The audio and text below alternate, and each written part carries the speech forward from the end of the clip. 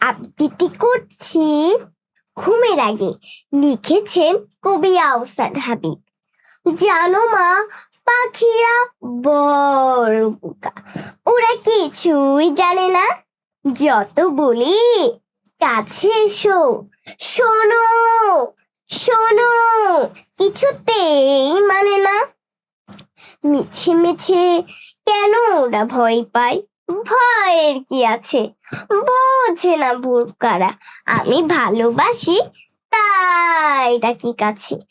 দেখো না, যখন কাল আমাদের আম বাগানের পূব ধারে ওরা সব বসিয়েছে আসর গানে, আমি গিয়ে চুপে চুপে কিছু দূর বসেছি যখন, গান ভুলে বোকাগুলো একসাথে পালালো তখন। ওরা কি জানে না আমি গান বড় ভালোবাসি? তাই যখনই ওদের দেখি চুপে চুপে কাছে চলে যায়। আচ্ছা মা, বলো দেখি, কি কৌড়ি কাটাবো এই ভয়? কি পেলে তখন ওরা সবচেয়ে বেশি খুশি হয়? সাদা করি ওদেরকে ভালো লাগে, আমার যেমন ছোট্ট লাল ঘুড়ি আছে।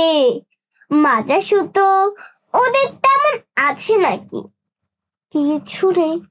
বেশ কথা, নাই যদি থাকে, বুকারা নিজেরা এসে বলে যেতে পারে তো আমাকে।